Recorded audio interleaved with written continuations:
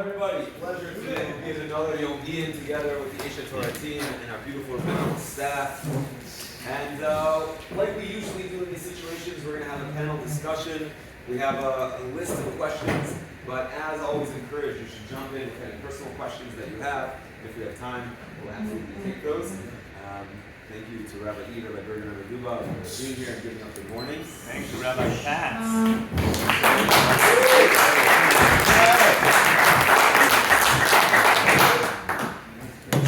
We're going to just jump straight in, no messing around.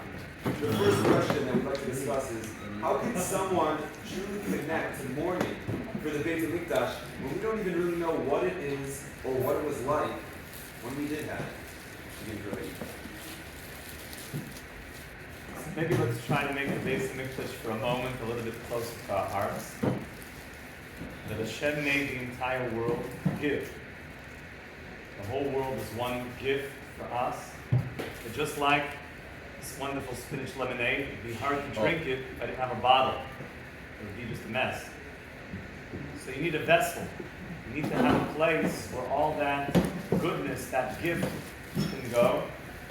And Hashem decided that He was going to make the world as the vessel. The world will be the vessel that He Himself, so to speak, can come and have a relationship with us, the creation. There's one place that we're taught that more than any other place in the world is where there's a nexus of the spiritual world meeting this physical world. And therefore you could imagine if it's a place where spiritual existence is meeting physical existence, there's going to be a blurring of the lines of physical reality the way we know it. And that's why in this very place there was open miracles. There was a place that we would come 3 times a year to witness open miracles, which meant that we realized that God was a real part of our life. And of course this place is the Beit HaMikdash. It's described as the place that heaven and earth kiss.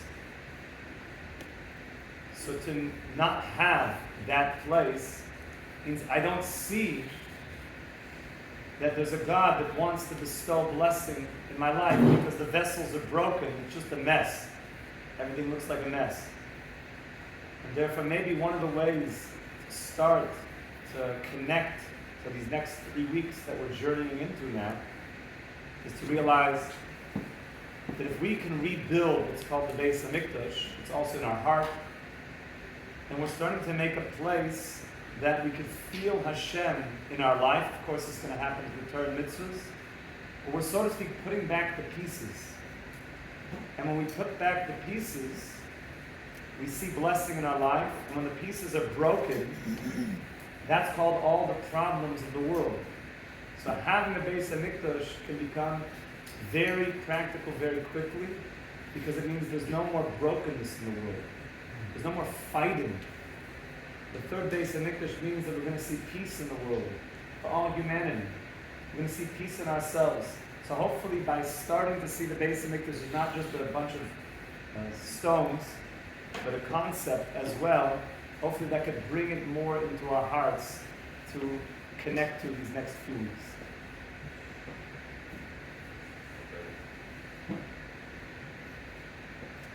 It is a very hard thing to see.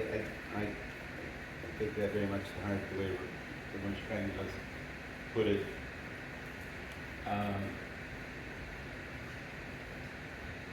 Rabbi Yisrael said a big part of the Shemona Esrei, we do 18 brachos. We don't have the Nevi'im, so the Nevi'im told us what to keep in mind every day. We talk about our health and our parnos, etc. 3 times a day to talk about God should give us money and God give us intelligence.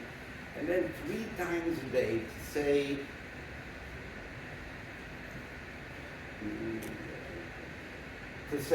Kabish of our Gadol Cheruseinu, asking God for our redemption. In which later we'll talk about the Beit HaMikdash, where we're talking about leadership.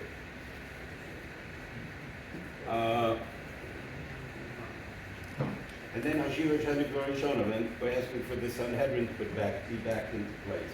Leadership. Yerushalayim yeh chavrat migash. Rebuild Yerushalayim. It's Tzemach David out of the coming of Moshiach. And then the building of Beis HaMikdash as the culmination and the ability to bring karbonos, the ability to connect yourself to God by using everything, the animal, vegetable, and mineral kingdom to connect you to God. And we're told that in Shemona Esrei, we're told 3 times a day, after we talk about our parnasa and our health, etc., talk paragraph after paragraph of the redemption. Line, Sanhedrin, Shia,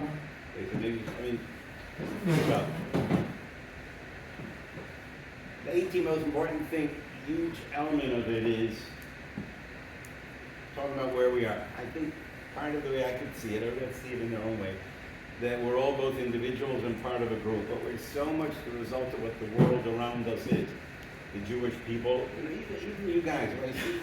You guys are perhaps more individuals than the average Jews because you are here. You two also, but me, I'm here not so much because my parents and grandparents made the right choices in life. You are here much more relatively as individuals. You are here in spite of a lot of the way you were raised.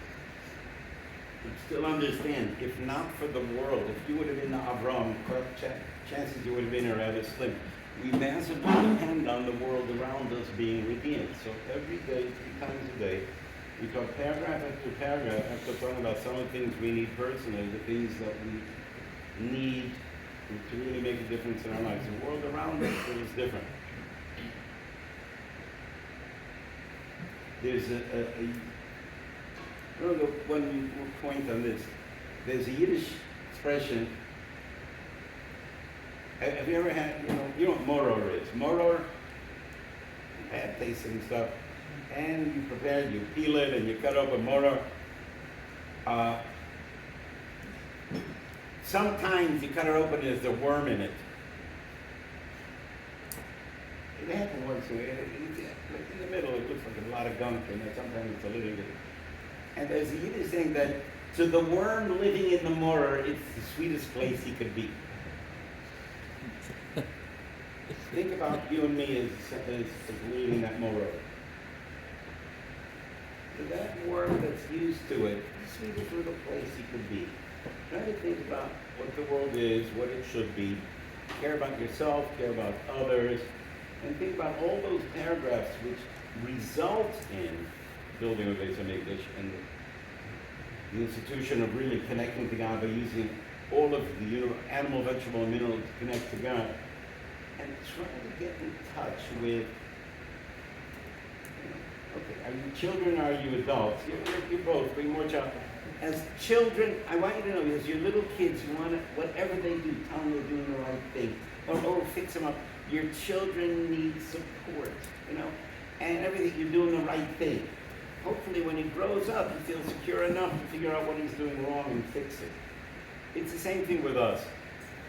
These are good 3 weeks.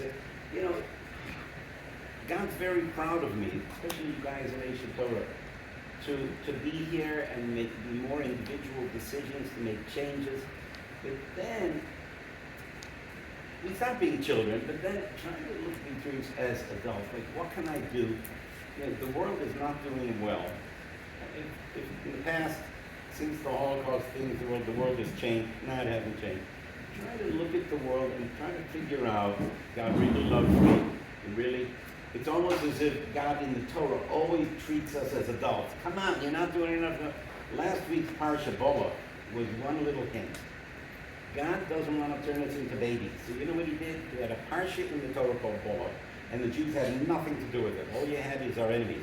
You had Bola, you had Bilam, and we heard what God said when we weren't listening. We weren't listening. We weren't there. He wasn't telling us that we got to fix things up. God told us what he tells Bilam. I want you to know who I want to know who the Jewish people are. He doesn't want to tell us ourselves. He doesn't want to turn us into babies. Grow up. But just to give us a little hint, he gives a parsha where we're not there.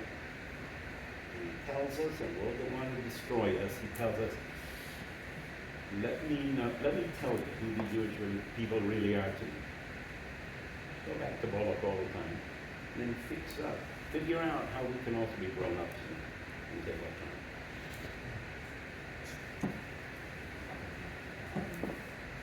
time. The assumption that the question makes is that when we experience something firsthand with our five senses, then it can be impactful.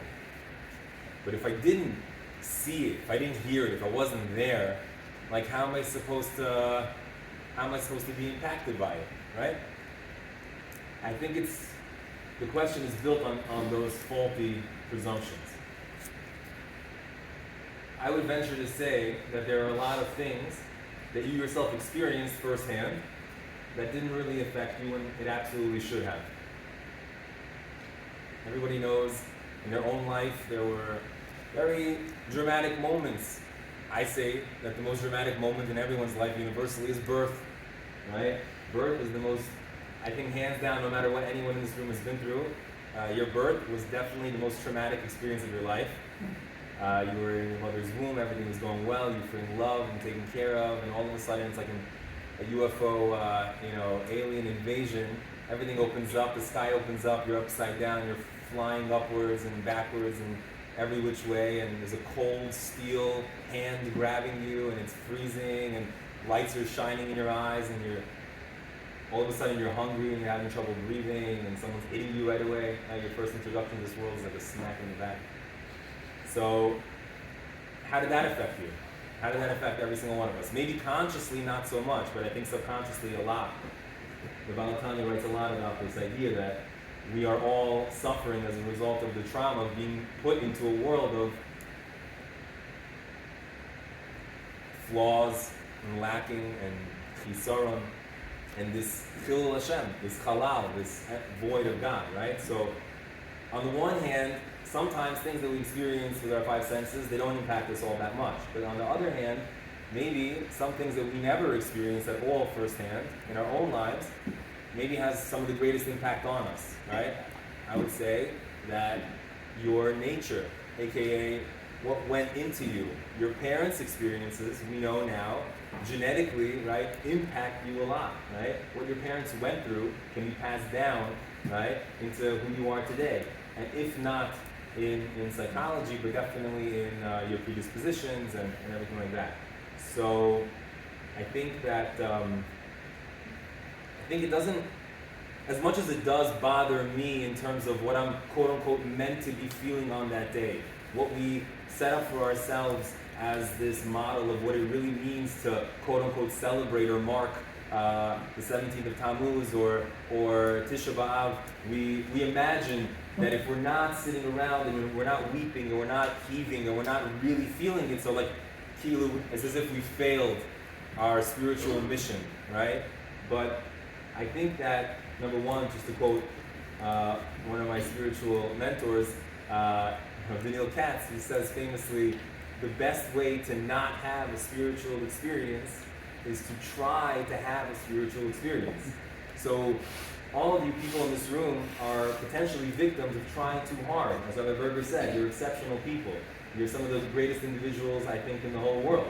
So obviously anyone even listening to this recording, right, by spending the time, whether it's 5 minutes or 10 minutes or 40 minutes, however long we're going to sit here for, figuring out how to tap into the 3 weeks. And I mean, come on, you guys are trying too hard, probably, right? In some areas, maybe you're not trying hard enough, but in other areas, maybe you're trying too hard. And I would say, and to end off on this note, exactly like Rabbi Berger said, I can't say it better, I'll say it in different words, and that is that the Shulchan Aruch says it's roi l'chol yarei shamayim. It's fitting for anybody who's a yarei shamayim every single day to mourn over the Beis HaMikdash. Every single day to mourn over the Beis HaMikdash. Guys, my eyes are here. Every single day to mourn over the Beis HaMikdash, yeah? Yeah? Shulchan Aruch. And what were we talking about here? We're talking about Tikkun Chatzos and things that probably very few of us, if any of us in this room, even do. But let's focus on the language. It's fitting for all Yarei Shamayim. The word Yira, of Yirat Shamayim, comes from a language of seeing, right? Seeing Shamayim. I hate to break it to you, but Chazal tell us no one ever saw Shemayim and came back to this world and told us about it. Now you might say, what do you mean, Rabbi? You teach us about near-death experiences and all the Yiras Shamayim that's supposed to instill within us and evidence for the soul's continuation beyond the death of the body. That's true, but what they're seeing is not Shamayim. You know, Shamayim is Sham, and then the Ayim ending is the exponential, fractal multiplication of all the Shams. So Shamayim is a place where you get to the next place and you think you made it all the way, and then there's Sham, and then there's Sham. And that's the true trans-finite. That's the true approaching infinity that we learned about in calculus, right? That's Shamayim. So no one ever saw Shamayim in its full capacity and came back to speak about it. So what does the term Yirat Shamayim really mean? And I think the answer is as follows, is that every single day a person with Yirat Shamayim, a person who sees, and obviously we're not talking about with our physical eyes, a person who sees that this world is a virtual reality, and there's an actual reality with a capital R that is right here overlaying and underlaying every single interaction we have in this world, both with ourselves, with everyone else, and with the creator of the universe. If you see that every single day by tapping into the brachas that you're actually saying in the Shemona Esrei, if it's not a dead ritual, as the Rosh Hashiva puts it, if it's alive, and if it's something that you actually know what you're saying, it's not some incantation. You're not wizards in Hogwarts over here, even though this might be the closest thing to it in the world, right? So the point is that if it's alive to you, I say that you've been preparing for this ever since you learned the words of the Amidah. And if at night, right, you take the Kriyat Shema Lamita and a little bit of, you just take a gander at Tikkun Chatzos seriously. And if you ever tap into reality, then you've been preparing. You don't need to have any expectations externally of what you're supposed to feel or supposed to look like on that day. That's the best way not to have any experience. Then you're going to be focused on yourself the whole day. And what do I look like? And am I really mourning? And then you're not going to be focused on the actual Beis Hamikdash and the Tzara Shechina and anything else. You might not even know it's Mashiach coming if you're too busy thinking about how upset do I look and how many tears have I cried and yada yada. So I don't know how to sum that all up, but realize that the reality is not something ultimately that you experience with your five senses. Get used to it. There's a word that strikes fear into the eyes and heart of all those who hear it. Fast. You know that we have a fast coming up, and we also have Tisha B'Av coming up. And it's not easy to fast. Caffeine headaches if you don't have your Nespresso Vente Macchiato. What's the best way to connect to fasting? All right, Berger, we'll start with you. Yeah, I don't like fasting either. When I was a kid, I would practically faint away. It's been many decades since I was a kid, and I still worry. After the fast, I always feel, gee, it's not nearly as bad. And I'm like, yeah, I've been thinking that for 40 years. But your childish love, it would seem to me that we start,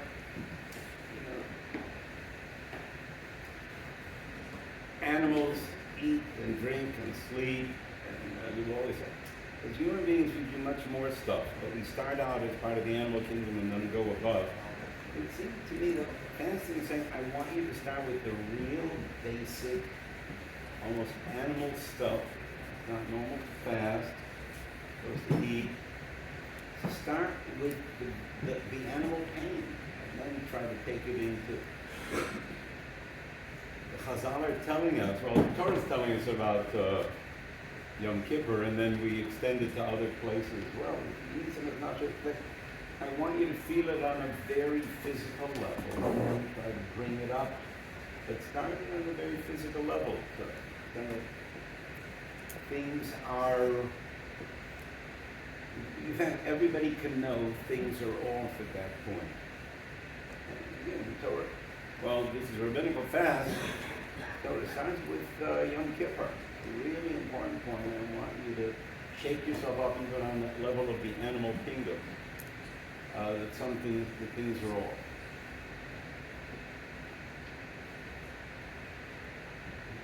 I think every spiritual practice in the entire world has some type of fasting associated with it. I think it's a universal truth that people know about. For the Jewish people, believe that it should be very balanced.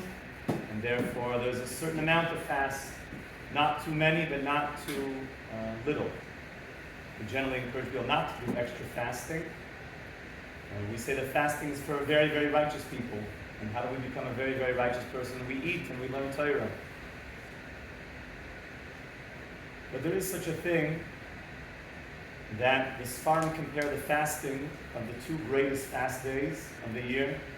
Of course, Yom Kippur, like Berger said, a biblical fast day, and Tisha B'Av. Those are the most hardcore fast days. It says if a person eats on Tisha B'Av, God forbid, it's like eating from the Gid HaNoshe. It's something very, very hardcore. But they make a comparison. They say that the eating that you do not do on Yom Kippur is because we're like angels. An angel is not even involved in the world of physicality. Food is not shayach. It's not relevant to the angel. That's what we get to on Yom Kippur. But on Tisha B'Av, you're not eating because you're an angel. You're eating because there's such a thing as being in so much pain that I just can't eat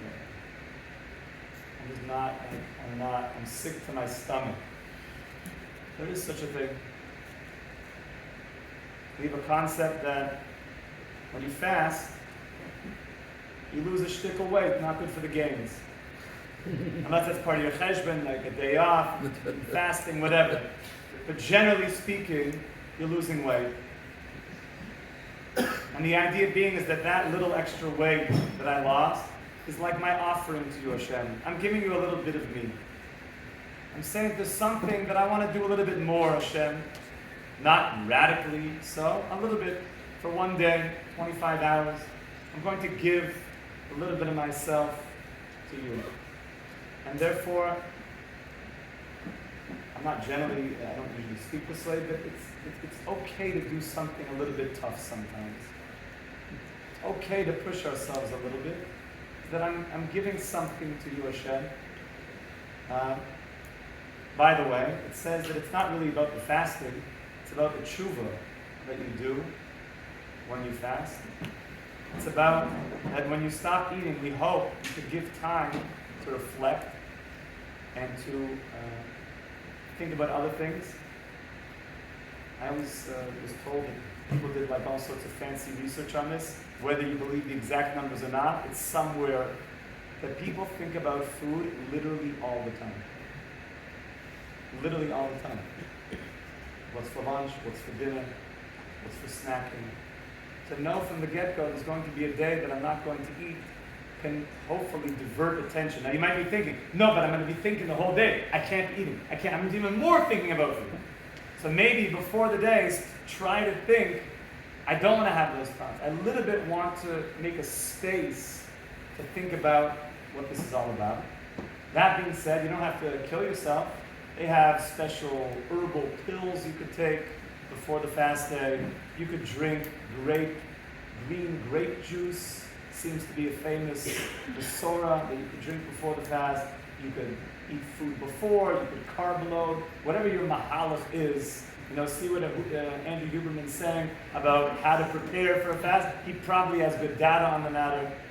You could do those things if you so desire. But the ikar is it's okay to fast a little bit. Rabbi Dubov. Already Reb Dov there, Shita, tells us you're not hungry. You are experiencing hunger. Does he still tell you guys that? Because I remember those words constantly in my head. When you're telling your wife, I'm hungry, it's never a good idea. Just get up and make yourself some food, right? But if you ever make that mistake and you say the words, I'm hungry, besides for sounding like a baby, it's not true. You are not, the essential you is not hungry. You are a soul. Your soul doesn't need food. In fact, we talk about tzaddikim and high-level kavanas. I know you guys dabble in what you call Kabbalah, which is probably not. And you like to feel good, so we all learn it, and it's fun. I was there, I've been there, done that. Late at night, you cuddle up with your book. It's cute, it's good. I say just get some sleep, and you'll have better chakras, and that's true. Going up to higher worlds, but okay. Anyway, so the highest kavana you can have when you're eating, I've heard, is I just don't want my neshama to leave me right now. Right? I don't want to detach from my body. So I'm eating right now to keep my neshama, me, the real me, attached to my body, so I can continue doing avodas Hashem, so I can grow and accomplish that which you can't do in the next world. And so, fasting, it should bother you. It should bother you how attached to your body you are. Right? It should bother us. It bothers me. It should bother you. Also, we should stop doing drugs. Or at least if we're going to do so much drugs, I'm talking about coffee, Rabbi. If we're going to do drugs, we might as well do it in moderation. Okay? I think that coffee was meant to be ingested once a day, a nice strong cup, no sugar. You don't really need milk if you have good coffee. And if you have a good strong cup of coffee, like it's meant, like God intended, right?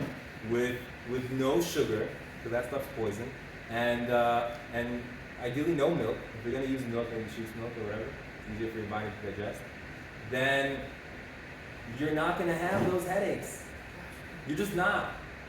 I realized that after I stopped being a drug addict, right? I used to do drugs, I still do, but I used to too, right? And so stop being addicts. It's not cool in Judaism to give it to anything but Torah, right? And tefillah. If you prepare properly, then there's a moment in the, you'll know it was a good fast and you prepare just as a vessel, talking about your body for a second, around 3-4 p.m., you forget that you're hungry. You feel so good usually if you did it right. You start learning and davening. It's actually a bummer that the day is ending. And I find personally that the marriage of the leaving of the fast, I don't know if this is true or not, I don't know if there's any sources for this, but I feel like that is the most powerful tefillah of the whole fast, because then your body's out of the way already, and then you can finally focus and look back at the fast and think, what did I accomplish? Or probably, unfortunately, most accurately, what didn't I accomplish? And you try to get it in as the energy of the day is still with you. Before you go home and you start, as Rabbi Eade said, focusing on what's for dinner and what's for second dinner and what's for the midnight snack and what am I going to eat for breakfast and all this stuff. So, okay, I think that was enough for right now. We'll talk more about fasting, I'm sure, soon again. Can I finish your story? Always, Rabbi. Let's say,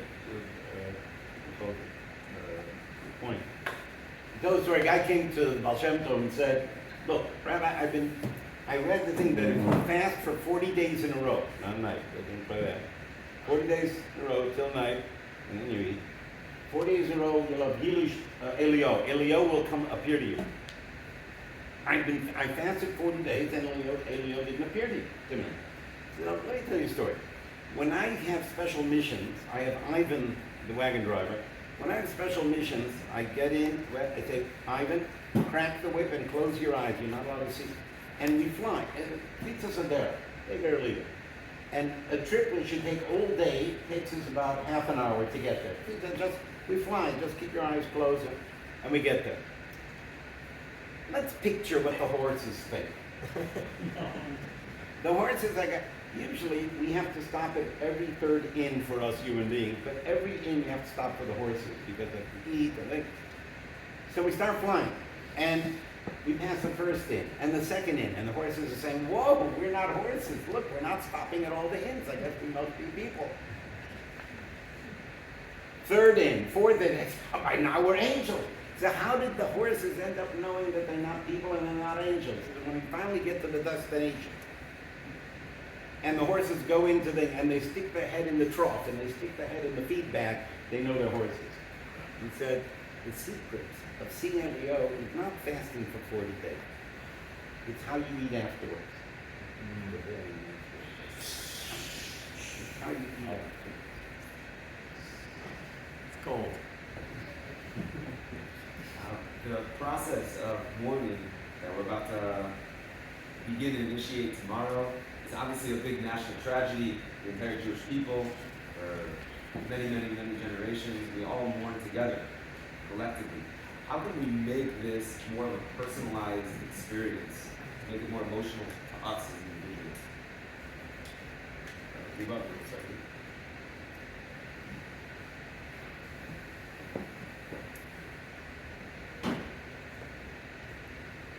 You know, the handbook, rabbis of the handbook, what's the handbook called that you study? So bad. Yeah, no, the one with all the mental issues. The DSM thing, that's what I'm looking for. It's grown over the past few years. Oh yeah. I haven't ever looked at it, but thank God I turned to the experts who have studied it. But I know that I think, at least, that if you study the DSM, I think almost everyone in the world suffers from anxiety, right? I mean, like I think the definition has expanded so much that anxiety is something that is like almost universal nowadays. And if I may offer my novice opinion on the matter, I think what is the root, what is the cause of anxiety? And anxiety for most people, maybe I'll speak for myself, is this really what I'm meant to be doing at this exact moment? Am I with the right person? Is this really who I'm meant to be with? Is this where I'm meant to be living? Is this the school that I'm meant to be going to? Is this the shir that I'm meant to be in? Is this the dorm room that I'm meant to be in? Is this the food that I'm meant to be eating right now? Is this how I'm meant to be spending these prime years of my life? Is this really it? Because there are so many options out there, and I think that the reason that anxiety's grown so much is actually a hidden blessing, because there are so many more options for so many more people in the world. So then they struggle with figuring out, is this really what I'm meant to be doing? So the beauty of a mitzvah, I think, is that when you follow halacha, you have to realize I'm doing exactly what I'm meant to be doing, with exactly who I'm meant to be doing it with, at the exact time I'm meant to be doing it, in the exact way that I'm meant to be doing it. There's nothing else that I could or should be doing right now. So how do you make this more personal? I mean, what's infinity divided by, how many people are there in the world? 8 billion? Say 9 billion with all the undocumented. 9 billion people, yeah? What's infinity divided by 9 billion? It's still infinity. The true answer is you can't divide infinity, but okay, infinity has no parts. What? I thought my soul was a part of God. It's not. It's another conversation. There's enough mourning right now. I'm not going to get into that. But the point is that God is paying an infinite amount of attention to every single one of us. He's digesting your breakfast for you right now. He's making all the cones and rods in your eyes catch the light just right to be able to see effortlessly. How much, thought are you putting into breathing right now? And everything that your body is doing, God is paying an infinite amount of attention to you and every single person in this world. And so, I think that just realize that even if you're in a big mass of people at the kotel, or you're in shul, or wherever you are, and it is this mourning experience, every single one of us have these tragedies in our lives that I'm sure that Rabbeinu here are going to speak about, and just realize that the source of all of the brokenness in the world and in our own lives is from these events that began on this day, tonight, tomorrow, and leading through the next 3 weeks, throughout the years, hundreds of years, right? Hundreds of years of the same patterns of events, thousands of years repeating themselves, and all of our souls were there, and so it's a personal tragedy too. I mean, if you think about all the things in our life that are going wrong as a result of not having the Beis Hamikdash and everything that stands for. That's so beautiful. Thank you. I think what we said before, which is that the Beis Hamikdash is a symbolic place. It's of course a physical place, but it means that we feel God's presence in the world, in our life. How different would today be if I felt that God is close to me, speaking to me? I felt that I was guided, I knew exactly what to do. The Gemara says a very fascinating point, which I think sums up everything Rabbi Dubov just said, that after we lost that level of absolute prophecy, Ein loy la'kodesh baruch hu el dalad amos shel halacha bilvad. Hashem says the way that I interface with the world is in the 4 cubits of halacha, which really means 4 cubits is your space, your individual space. When you become a halachic Jew, you're literally bringing communication of God into your life, effectively rebuilding a Beis HaMikdash. You're building this Beis HaMikdash around you, that you're a person that now has a vessel through the halacha, and the light of God coming into you, communicating with you. When that is not happening, that means God forbid brokenness, miscommunication, she said, he said, problems in marriages, Hashem Yilachem, kids, fighting, war. This is all that it's broken. And the halacha is rebuilding. And now there could be this communication. So the fact that there's no base in English means that I'm broken. But as you start keeping halacha, which wasn't a plug for halach day, but I guess it always is with us. You start opening up a Mishnah Berger. You start opening up halacha. You're literally rebuilding the vessel for that communication to happen between you and Hashem. And therefore, what we're talking about is the most personal thing in the world, is you having a happy, non-anxiety-filled life all the time.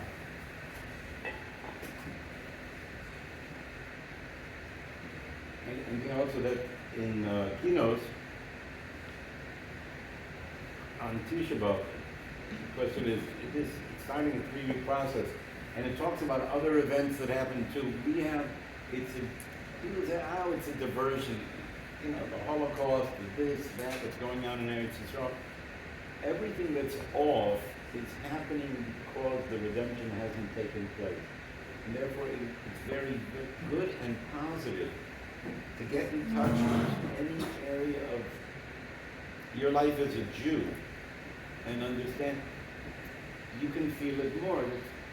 Okay, it's good, but to understand that until the Jewish people achieve redemption, that kind of stuff's still going to happen. I always get the feeling, it sounds like crazy, but you know, there was a statement made by Adolf Hitler that became a motto of the Nazis, which is, Juden sind unser Unglück. A major thing. The Jews are the source of all of our misfortune. You remember, gee, how did he know? He's a terrible person, but there has to be a kernel of truth in what they did, or it wouldn't have worked. A kernel of truth that from the destruction and the exile, all those things, the whole world deep down expects the Jewish people to turn it around. It almost makes sense that everything that goes wrong they blame on the Jews. Don't say it's the New York Times, but that they're right. You know, and the Jews, what do we have to do with it? Trying to get in touch with the fact they know who I am. They know who I am. They know who we are. Look at everything that's going on and understand even the world knows that it's your fault. Again, this is out loud outside. But and take all the negative things, the ones that you feel about, so dwell into that as well. Asking God to, and again, it's so crucial. He said that fasting is to get us to do tshuva. Our Rambam says if you don't do tshuva, it didn't accomplish anything. The fasting to get you to do tshuva and look at the pain in the world and say, I want to make a difference for myself. I want to make a difference to the world around me. I can know that every time I do a mitzvah, there's more of a presence of God in the world. Every time I do a mitzvah, there's less pain. God forbid when I do the other. But, like I said, there are 612 mitzvahs, how to connect to God. And then the great mitzvah called tshuva, which says anytime you mess it up, you can turn it around. You can turn around so much that the rabbis say that a person who Baal tshuva is greater than the guy who never sinned. Because the guy who never sinned only did 612 mitzvahs and you did 613. So, to understand, look at the world and look at the things that bother you most. And understand, my doing tshuva is not just for me. I want to make a difference in the world. we'll open up if anyone has any questions. Anyone ask the Temple was destroyed 17 Tammuz, but we passed 9 up. But we passed 17 Tammuz. Why we passed 17 Tammuz? The historical element? So the 3 weeks generally to measure, they both fell, the first and second temple both fell around the same time. It's a question, were they both on the 9th of 17th of Tammuz is when they broke through the city. Right in Yirmiyahu and in Malachim. So there's a drink. 17th of Tammuz is when they broke into the city of Jerusalem. It took 3 weeks to capture it to the point where 3 weeks later they destroyed the Beis Hamikdash. So the Beis Hamikdash is the 9th of Av. The breakthrough are those 3 weeks. Not, okay? Just the historical, it was a 3-week period. I think it's also just, I remember hearing one time where Noah Feinberg said, from the 17th of Tammuz, like now it's on Tuesday, 3 weeks later Tuesday, so it's 22 days. Could the Jews have done tshuva on the 8th of Av? The Beis Hamikdash was destroyed on the 9th of Av. Could they have done tshuva on the 8th of Av to the point that the temple would not have been destroyed? Yeah. So it's important to remember that, even on the 8th of Av. So we have to always have the capacity to change. Shmuel had another 3 weeks. My question is a little bit more for Rabbi Eade based on what you said for what he asked. My question is, you learn different things like in this Yishar and with the preachers were sort of like above involvement from the Lord, which I see is connected to the idea of not eating so much, for example. What would you say to a person who thinks that, yeah, like, it would be a nice thing to fast and to be at a level where I feel like I'm raising myself out of the world and being more angelic, or if like, yeah, I wish I was at a point where I was so upset that we went to this and that like I couldn't eat, but that's not actually the way I feel. So we have to try to get ourselves there. Getting to preachers is a high level already. It's not the first Roman says the start with Zehirus and Zrizis, the Kiyas, the Chule. It doesn't just happen overnight. But we have to begin a journey. And that's, I think, why we mentioned, is that tzaddikim are living in a place you don't even want to know. They have a Megillah called Megillah's Tainus. There's crazy fast days during the year. Like basically all the time. But we don't know about them. Maybe you guys do. You're not telling me something. But we don't keep those fast days because we appreciate the level that we're on, and we appreciate that there's auspicious times of the year, that there's a spiritual energy coming into the world, and the Ramchal speaks about in Derech Hashem, specific times of the year where a great light comes in, and we're able to rise ourselves to that level. And therefore, it's not for us all the time to be there, but we begin a journey year after year of touching that place, making an agia to that place. And then the next year we hope we're touching it more. We're getting deeper into that place year after year. Tisha B'Av is only once a year. So it's appropriate that it's only once a year. I was hoping you would speak to some of the practical components. Seems like we have a fast day coming tomorrow, we have 3 weeks, 9 days, we have another fast day. We're not supposed to get haircuts, we can't shower, laundry. Still have like 10 hours left. There are certain, like, are they in Chagim, are they rabbinic, are they Torah? Like, what are we supposed to practically be doing? Can we not do over the next couple of We're weeks? gonna have NDO meeting later today. I'll Okay, great. I'll All right, so that's coming. In order not to be davening tomorrow night regarding fasting or the opportunity, are there any specific teachings you say we should tap into tomorrow afternoon when we have the afternoon? Are there any specific teachings you recommend we study tomorrow to really tap into the energy of the day? Usually every year, I suggest that people learn the Gemara in Gittin. The Gemara in Gittin on Nun Hey, it's a few pages. They have it in the art school in English. It goes through, many people learn this on Tisha B'Av, because you're not allowed to learn other things, because Torah makes you happy. but this is a section of Torah that allows for a lot of introspection. To learn these sugyas, Gemara, Gittin, 55, A, B, Mechule, and so forth, to go into these teachings, you could spend really 3 weeks learning these few pages of Gemara. You will be a different human being after you learn these pages of Gemara and realize that you're learning like source material. I also think Arya Kaplan on the 3 weeks, maybe Ma'am Loez, translated to English, is pretty hardcore also. He spells out what's going on in very clear terms. Which wall was it? Is it Eicha? Arya Kaplan, I think it's called The 3 Weeks. Any questions? What should the morale be like over these 3 weeks?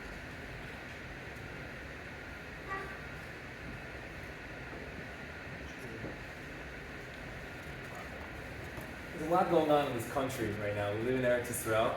We also live in a Medina called Israel. And there's a lot of stuff going on out there. There's a lot of division in the people. And what I find a lot of times, and no one's exempt from this, unfortunately, is that there's a lot of finger pointing going on. So that certainly ruins morale when you feel like your life situation is the result of someone else's bad decisions. That's bad morale. I think the highest level of morale is when we're all working together to realize that we got ourselves into this mess, now let's get ourselves out of this mess, right? But when we're pointing at other people and saying, and it's true on both sides, I wish we had better leadership on both sides, that instead of pointing fingers at each other and saying that it's your fault, that we look inwards. And I think our Rosh Hashiva has communicated this very often here in these walls.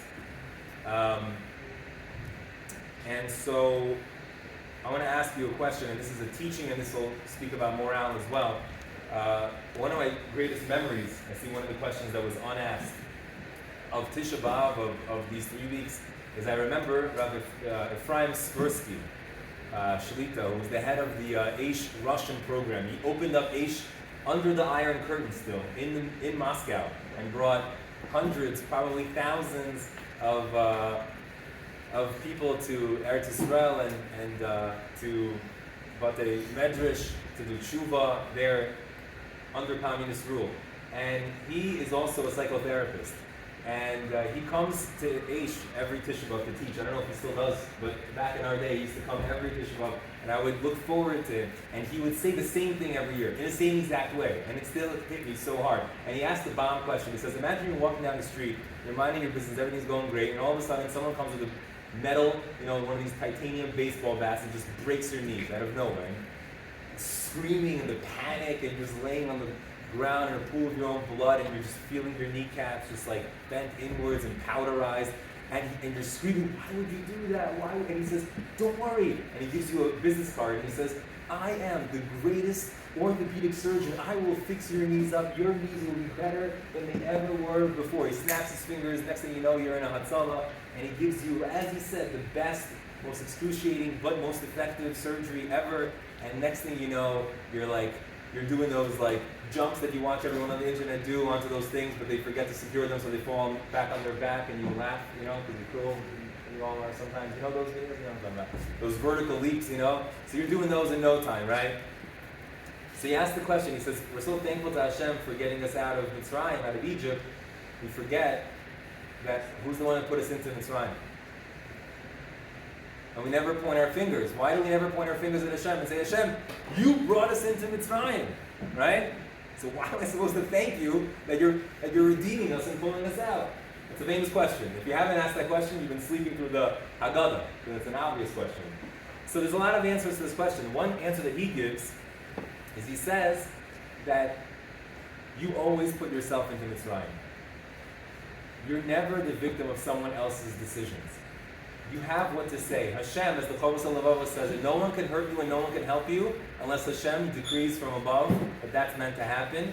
And that's always meant to happen as a result of our own internal world. So he describes that the souls of the Migdal Bavel, who built the Tower of Babel, as it's called, right, to fight a war with Hashem, and look in the commentaries there, especially the Rishonim, the Rabbeinu Bechai, it spells it out explicitly from his Rebbe, the Ramban, what was going on in that saga there in the Torah. He says those souls that were really, really wicked in fighting a war with Hashem, those are the same souls that entered into Egypt. And the same words are used there over and over again if you study the pattern in the Chumash. And he describes that those souls needed that rectification. What am I trying to say here? What I'm trying to say is that we live in a generation where there are no new souls. This is no one's first rodeo, right? And I would venture to say, and I have yet to find the source inside explicitly, Rabbi Eade, if you can help us out, that I would venture to say that the people that you're sitting in the room with, and the people in your family, and the people in your immediate family, are the people that you've interacted with in past lives. I would venture to say there are a lot of Hasidic Meissen that say as much, right? Parshas Mishpatim, the Kule. So, what I would say is, what's the morale supposed to be like? The morale is supposed to be like this, I think. We all got ourselves into this mess, and we all together have to communicate better with ourselves as souls, with other people as souls, and with the source of all souls, it's called tefillah, together, to pull ourselves out of this mess. And no one should think, oh, it's not fair, I'm so good, I do this, I do that, why do I suffer, this and that. Not your first rodeo. There are explanations for this beyond us. Instead of pointing fingers, we have to take responsibility together. We have to pull ourselves up by our own tzitzis. Yeah? Pull each other up by our tzitzis. If the guy's not wearing tzitzis, for sure, help him understand what tzitzis are and help him procure his finest pair. I say personally of techelis, but I'm biased. I don't really, well, I won't reveal his opinion on the matter because he doesn't. But anyway, we gotta pull ourselves up by the 613.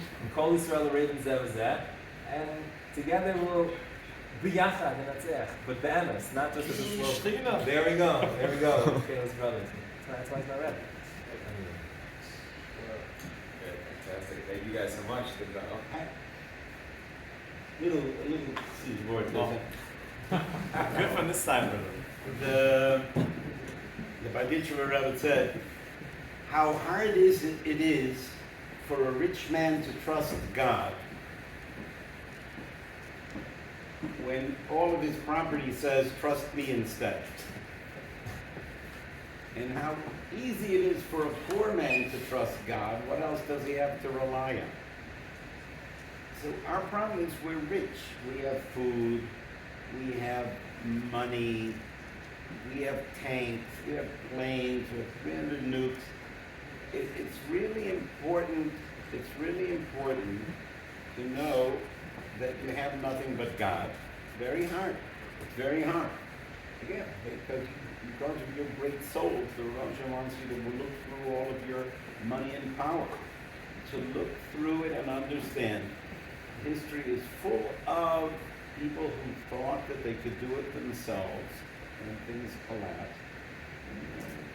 The very recent history lets us know that with all the power you thought you have, only God runs the show. It's important to break through, and it's a great breakthrough to know.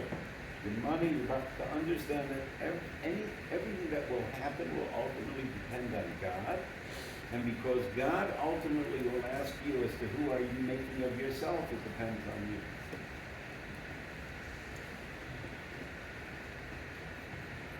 Big thank you to Rabbi Eade, Rabbi Berger, Rabbi Dubov. Let's take 5 minutes in the Rosh Yeshiva. We'll resume in here with the Yodim. Please,